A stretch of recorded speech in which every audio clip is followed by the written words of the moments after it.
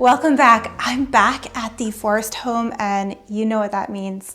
It's renovation time. I'm so excited. A lot has happened behind the scenes. I will show you that at the end of the video.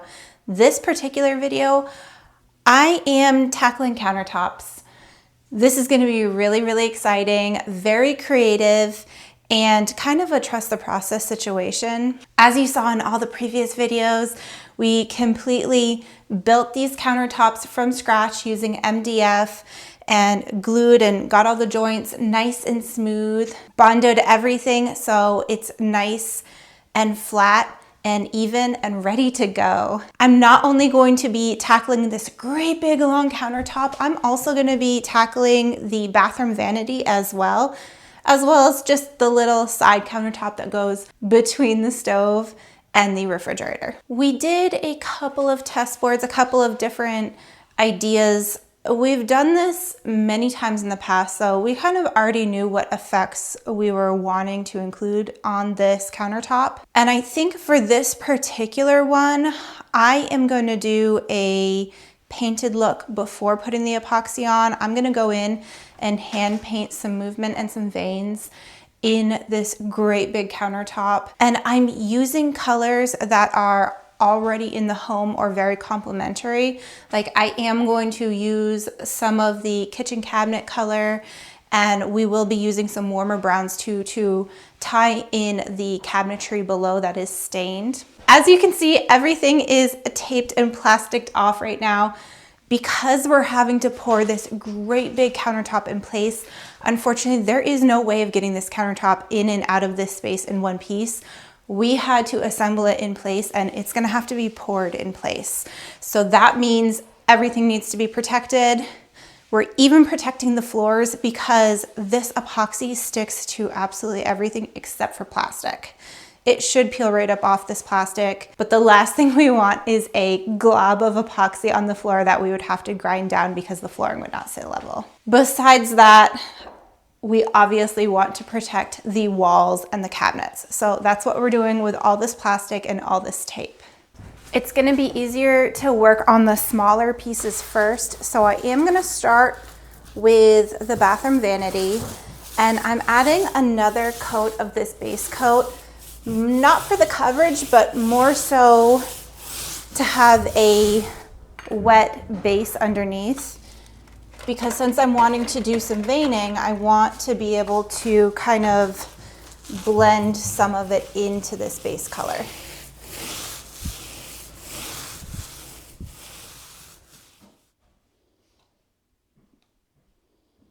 My game plan for creating these countertops is to incorporate some of the colors throughout the kitchen. So first I did take that cabinet color, and using this color, I am going to create more of a washed out vein, something that just adds some movement and some additional color to this. This is the whole reason why I wanted to start with a wet base so that I could blend it a little bit into the background color. I like to work with my hands. That's how I am. So I grabbed a pair of gloves and I'm just going in with my fingers and blending it out, softening those edges and just playing around with it.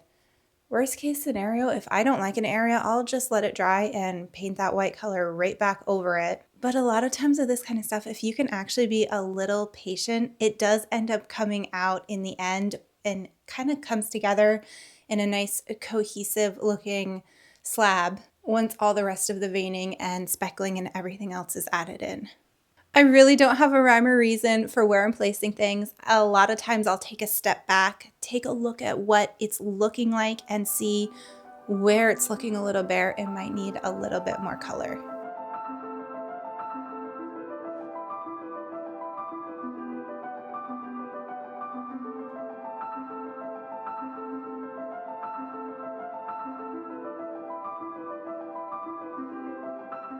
Secondly, I did take a color that was more brown, a little bit warmer, and that's what I'm going to use to create my actual finer line veins.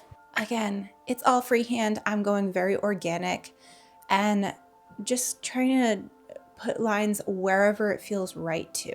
I haven't necessarily created a look like this before, so I was just kind of playing around and seeing what looked right and what looked good to me, especially keeping in mind the space and the overall idea I had in my head for the end product.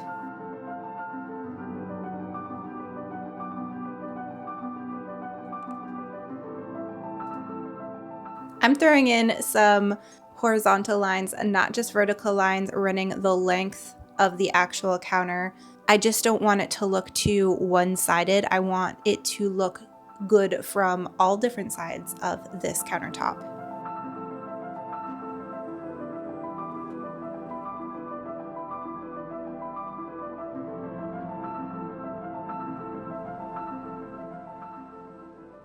Lastly, I took a mostly dry paintbrush, dabbed off the excess paint, and I am just flicking little dots all across this. It's gonna look like freckling, I'd say, on the countertop, and again, add an extra little bit of dimension, a little bit of extra visual interest to make it look a little bit more natural. The big countertop definitely did take me a little bit of time because it's so large. With it being so large, I just took it section by section, and I absolutely want to remember to drag those lines across the edge and really get the edge of the countertops as well. Again, if this was a piece of stone, it would get cut and you would still see that veining in the side profile of the countertop as well. Time to just buckle in and have some fun with it.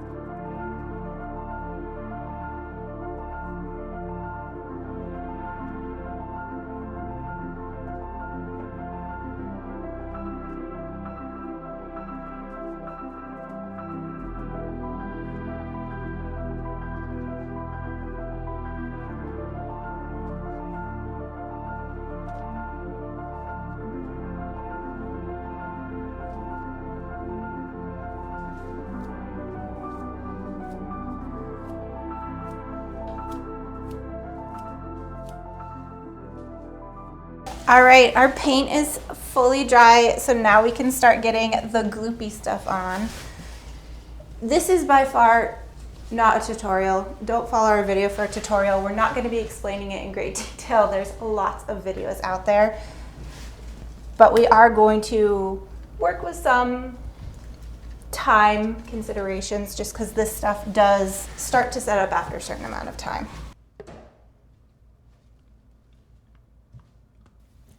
We waited till the end of the day to start mixing and pouring the epoxy because you don't want to have any sort of disturbance or dust in the air. So that means halting the rest of the work, maybe start pouring this at 4. It's a little time consuming, but not too bad. It's mostly just the main mixing, pouring, and then you have to wait around and torch the bubbles out once everything is settling. We did opt to add just a little bit of white just to soften those vein lines and add a little bit of haze to the top.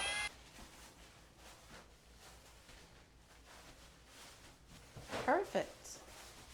Again, I love working with my hands. I've seen people apply this with brushes, with trowels, all of that. It's been mixed really thoroughly, so I don't have to worry about trying to mix it on the surface. It's more just spreading it and making sure I'm not having any dry spots. And those definitely stick out.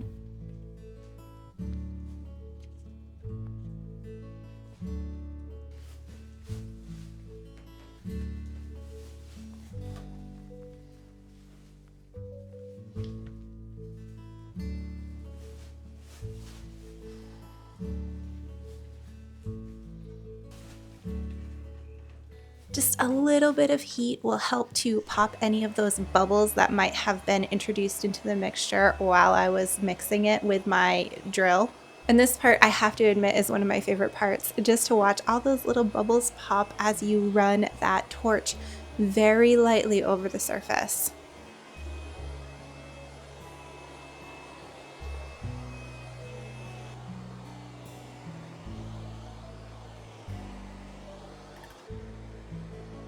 And that's it, we're done for day 1.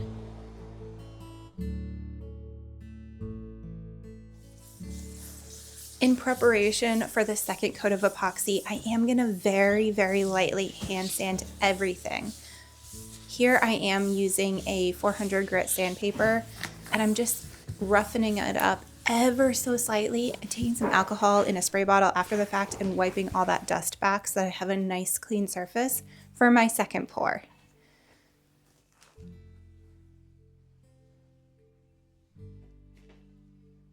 Just like that first coat, I added a little bit of white to add a little bit of cloudiness and got to work spreading it across that entire surface, and it's the same process as the first coat.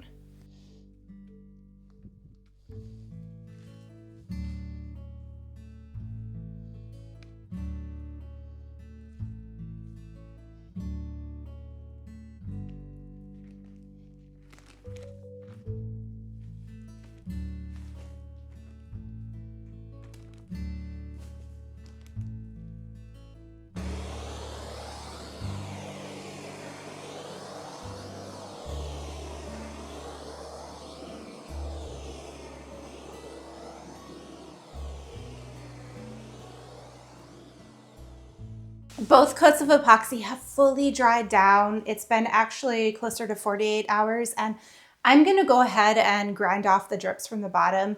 As that epoxy rolls over the top and over the sides, it does form drips on the bottom, and they're just easy to sand off with a sandpaper. It's just a very messy and dusty process, so I absolutely am gonna wear my respirator and use a vacuum for this.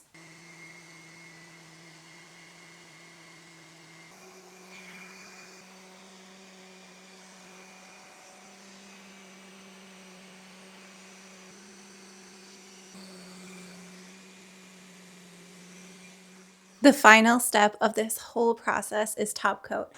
And in order to prepare this epoxy top for top coat, I am gonna go in again with a 400 grit sandpaper, this time on the orbital sander, and I'm really gonna make sure I go over everything very thoroughly. I wanna have a nice, level, flat, dust-free area. So wiping it back with that alcohol again will make sure it's ready for that hardening top coat. For this particular product, we did decide to go with a matte finish. They also have a gloss finish, but I like that matte look, so that's what we opted for. And this particular product sets up within 15 minutes, so you have to work really quickly. I went ahead, dunked my roller in, and rolled the product on all of the surfaces. And then my dad followed behind me with a dry roller to even out any lap lines and make sure all of the surfaces have a nice even coverage and it's got a nice flawless finish at the end. It does self-level, but you still want it to be as smooth as possible before it starts to set.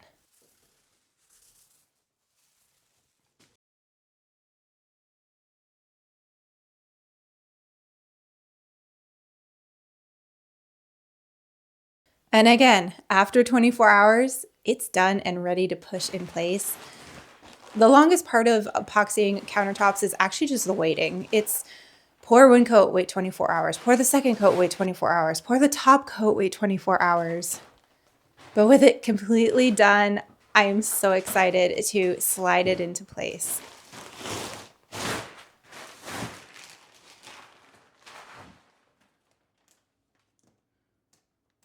It's a team effort. This thing is heavy, and also we want to minimize any risk of damaging it. So we're careful while we push it in place.